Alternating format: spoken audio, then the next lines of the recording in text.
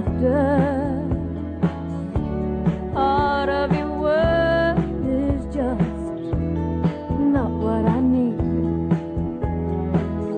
Some of your time is like one glass of water, just leaves me thirsty for wine.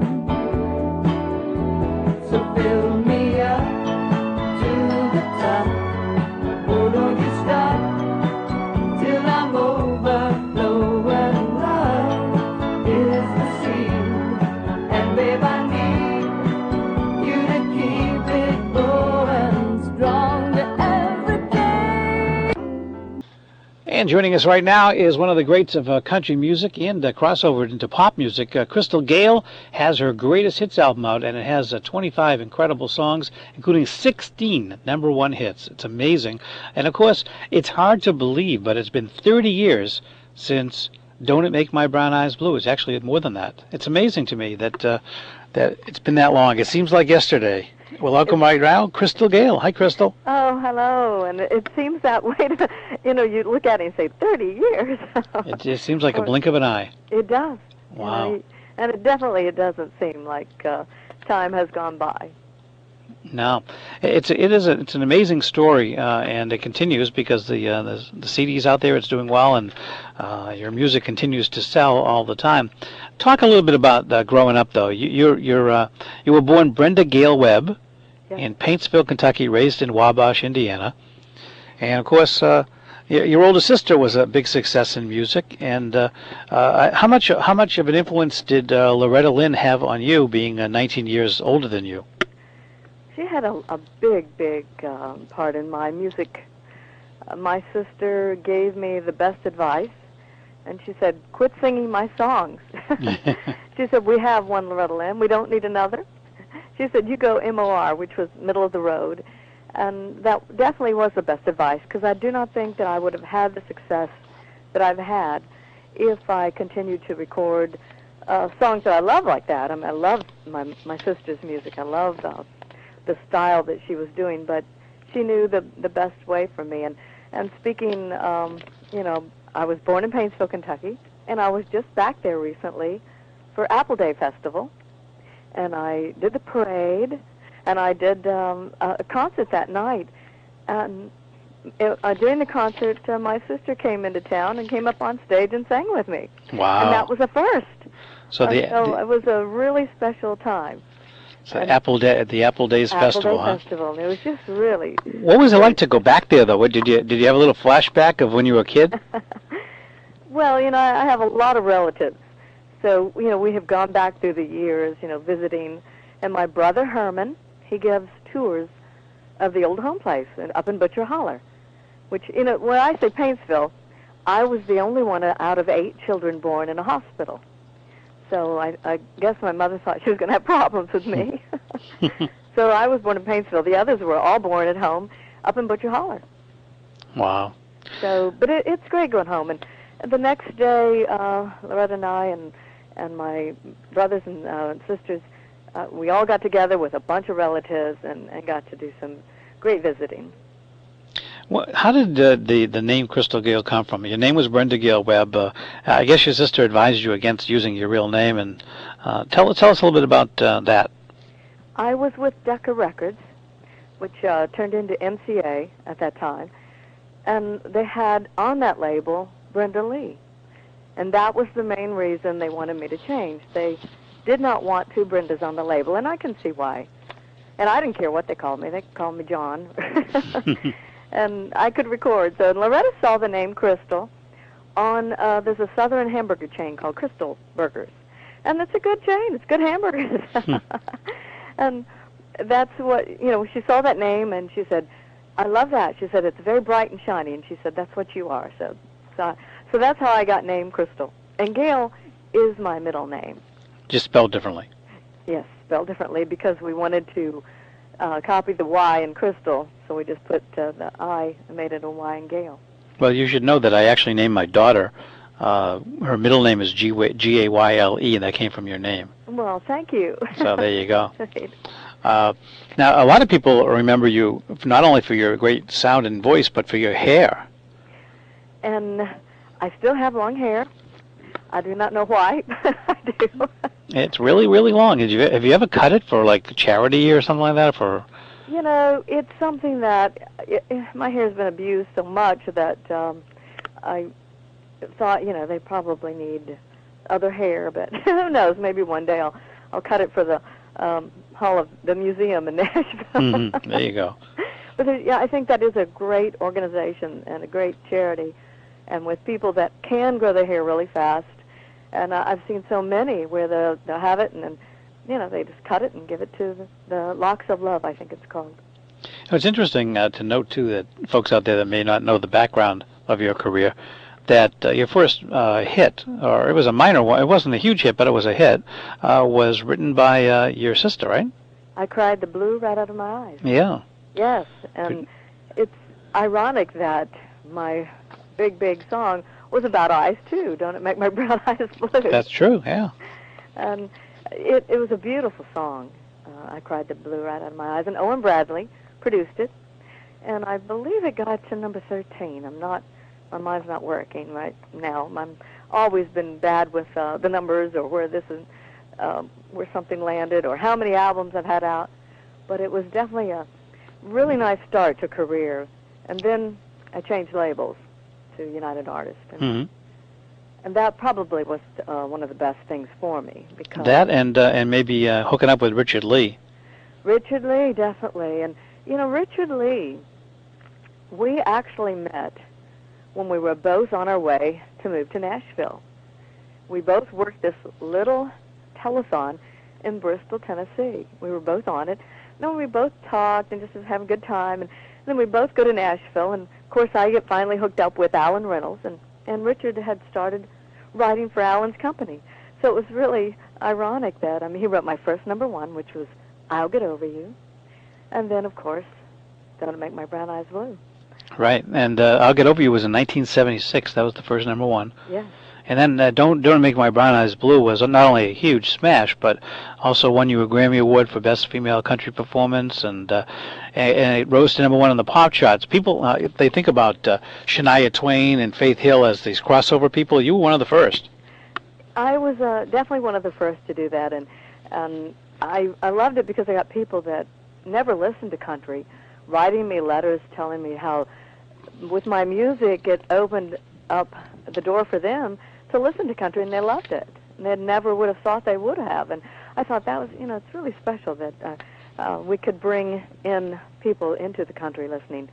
And, of course, you look at Olivia Newton-John. She crossed from pop into country. So it was about the same time period that it was nice to have songs that would go both ways. Yeah, now Don't Make My Brown Eyes Blue got so much airplay. In fact, it's still one of the most played songs ever on the radio. That it also helped all your other stuff that came after it, because you had a ton of number one hits or came close to the top of the charts almost every song you released after that. I was very fortunate, but Alan Reynolds is one of the best song people, as I always say. He knows a hit song, and he's a great songwriter. That we recorded "Talking in Your Sleep," "When I Dream," and so many others that, he is actually producing Garth Brooks. I know Garth isn't recording at this moment, or he says he's not, but he might be in the studio. Exactly. But he's great, but Alan is such a wonderful producer. Now, I happen to be a big fan of the song "Talking in Your Sleep." You just mentioned it. It's one of these pure singing songs. There's not much behind it. It's mostly vocals, and it's a really nice, powerful song. It is very emotional, and I heard the song.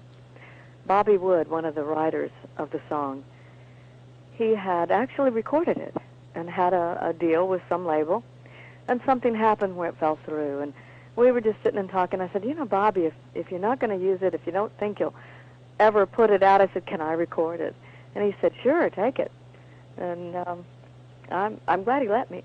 And, when something's recorded, some people might not know this. If the song has been recorded, anybody can record it then. But, first you have to have it, the okay, to record songs with the publishing.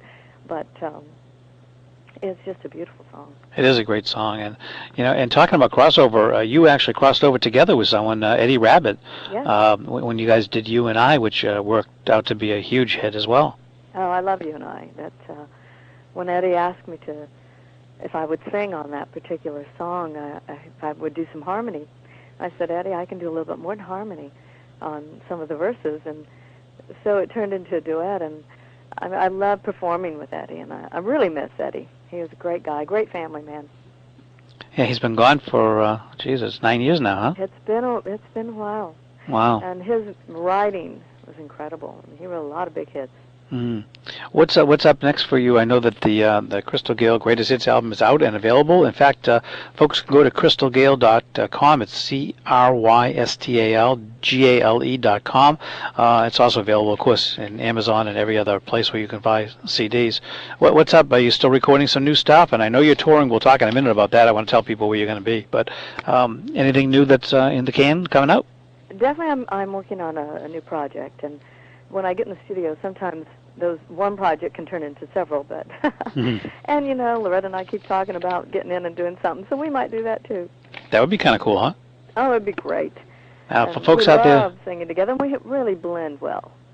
Folks out there listening can see Crystal at October 27th in Texas at the Palace Theater, November 2nd at the Paramount Theater in Aurora, Illinois with Lee Greenwood, on the 3rd of November in Haywood, Wisconsin at La Corte Orioles Casino and Lodge. I pronounced that incorrectly, but you folks who go out there know what it is.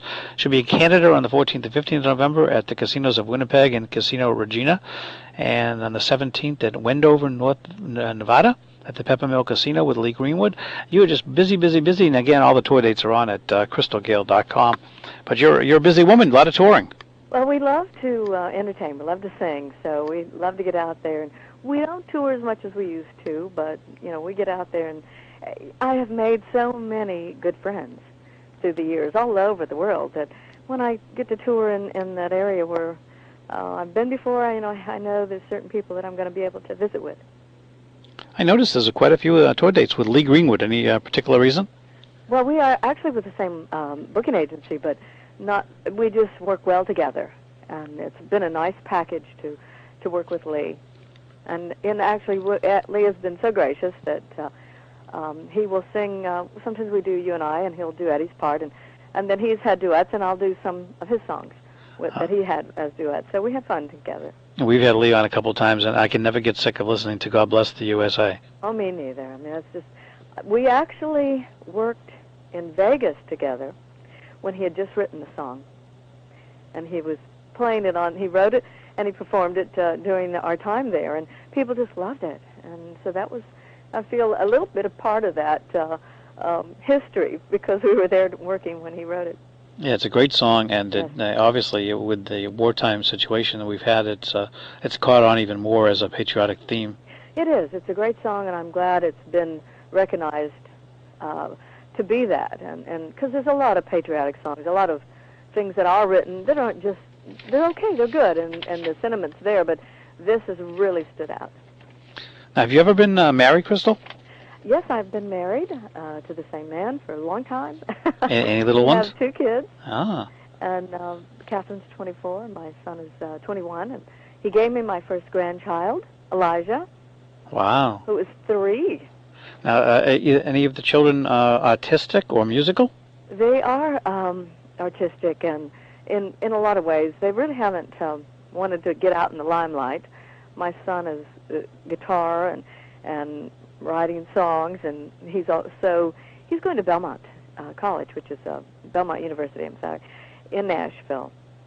And they have a great music program. They got great business, even the music business program. And he's actually doing the engineering part as well, and learning a lot of behind the scenes as well as all the business and accounting. Mm-hmm. So we'll see what he does. And your daughter? Pardon? Oh, and what about your daughter? She's actually doing photography. Oh, okay. She's taking photography courses and loving that. So hopefully that'll do good for her. Usually, children who are musicians, for at least the ones I've talked to, are some kind of creative individuals. Not necessarily musical, but they have some creativity in them. she has some wonderful photos she's been taking, and she's in the creative side of that. So at some point I'm going to tell her she's got to do some photos of me. I was going to say you should have her take one of your CDs that comes out and give her some, you know. We'll have to do that. Yeah, it sounds like a good idea, and you can have her take one for Loretta's, too. Yeah, I think Loretta would let that happen. Yeah, so there you go. She's great. Family helping family. Well, Crystal Gayle's Greatest Hits is available, and it's from Capital Nashville, and go get it. It's available in stores near you. And again, if you want to go see Crystal, you can check out crystalgayle.com and get her schedule. Thanks so much for coming on again. Well, thank you, Mark, and you take care. You too. Bye-bye. Bye.